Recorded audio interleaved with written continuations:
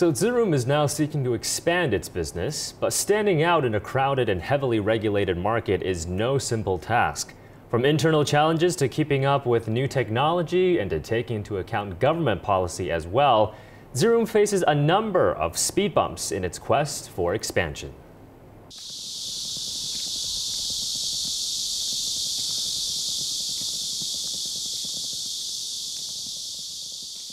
Wang graduated from college in 2014 and got a job in Beijing.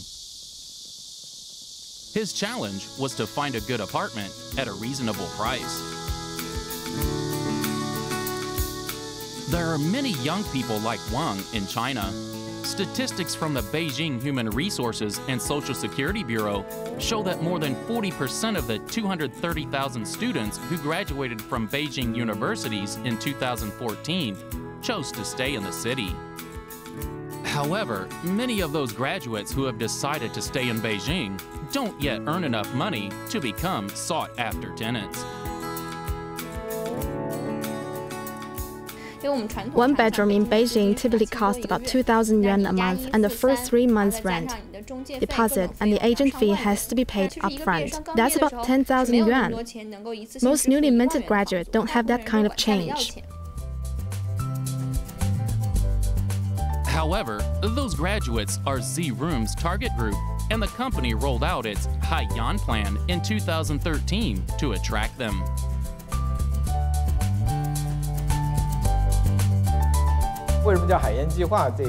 There's an interesting story behind the name of the Haiyan Plan. About 2 years ago, I was talking to a freshly graduated employee. Her name was Chu Haiyan. As we talked, I realized it was almost graduation season again. So I asked her what we could do to help graduates. Her suggestion was to drop the deposit and charge the rent on a month-to-month basis, and to add some other services. Xiong decided to implement Chu's suggestions, but the plan put pressure on Ziroom's finances. The Haiyan Plan lasted 103 days, and we invested 60 million yuan in it. That's a lot of money, and that could have been deposited in the bank to generate interest. Our greatest gain was a lot of new customers, and that we built a good reputation on campuses. Promoting its plan at numerous universities sent Ziroom off to a strong start. Almost 10,000 people applied in 2014, and more than 4,000 of them are now living in Ziroom quarters. The company continues to improve its services and also has launched its own smartphone app. We're trying to turn online traffic into offline orders. I'm confident that our apps will facilitate more deals than PCs in the future.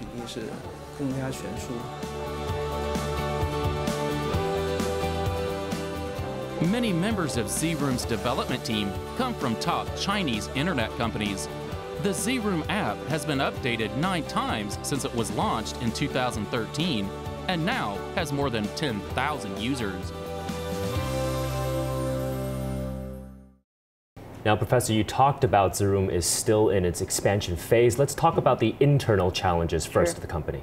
So I think a number of challenges here. One is control over housing supply, because Ziroom is a B2C model. So for this company to scale, it needs to have a stable inflow of apartments in good locations and with reasonable prices. But we know that good apartments are always scarce resource that every rental agency is competing for. So whether or not Ziroom will be able to have that stable flow of vacant apartments, that's a question mark. Right. Another challenge is actually upfront investment, in the sense that this company has to, as we've already talked about, is investing heavily into these apartments, into refurbishing the apartments. So the company will have to carefully think about its cash flow. Right?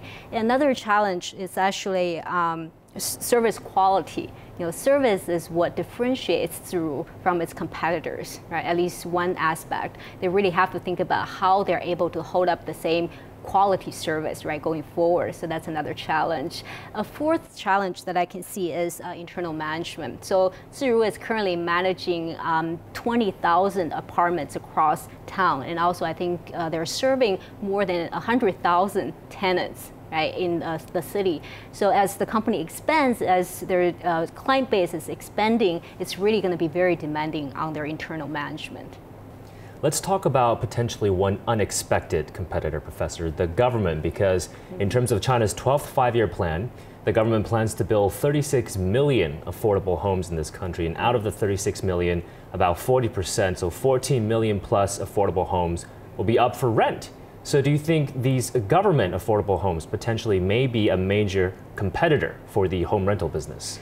That's a very keen observation. It's a very good question. But I think this topic is not new anymore. I mean, the idea of having government-sponsored homes or affordable homes, it has been around for a long time, and it's definitely not unique to China either. So other countries have it too. Perhaps the most successful case is actually Singapore, where approximately, I think, 90% of the population actually live in government-sponsored homes. Now, in China, currently the percentage is significantly lower, so which means there's much room for improvement. But the number you mentioned, was it 36 million affordable homes?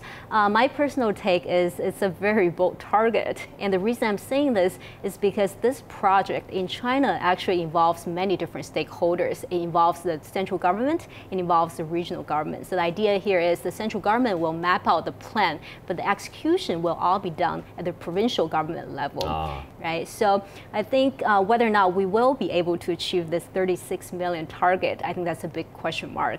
And as mentioned in our report, Professor, Ziroom is also heavily investing in IT technology. What would you suggest Ziroom do to better use technology to help its customers and expand as well? Right. Well, I think as long as the company continues to stay with the O2O model, it will have no choice but to continue to invest into IT infrastructure to enhance this online consumer experience.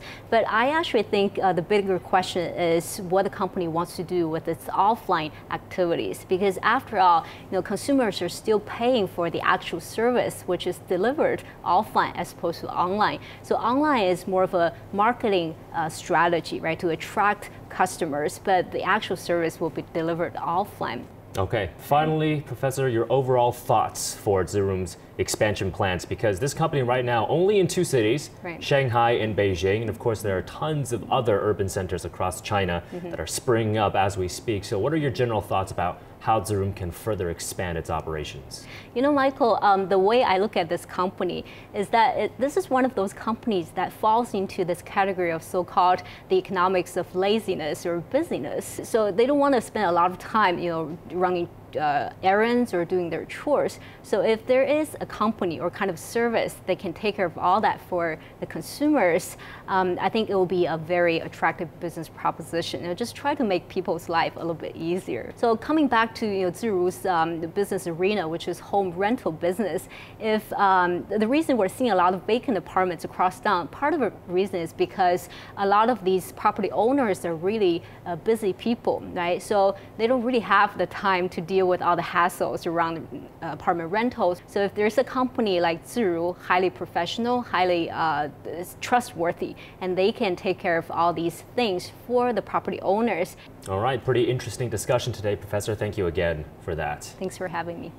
Well, if it plays its cards right, Ziroom might reshape the mindset of a younger generation participating in China's housing market. With urban clusters in development across China expanding the home rental business beyond just Beijing and Shanghai, it's definitely a tremendous opportunity for Ziroom. Of course, once again, folks, you are welcome to follow us on CCTV News' Weibo, WeChat, YouTube, Facebook, and Twitter accounts to share your thoughts.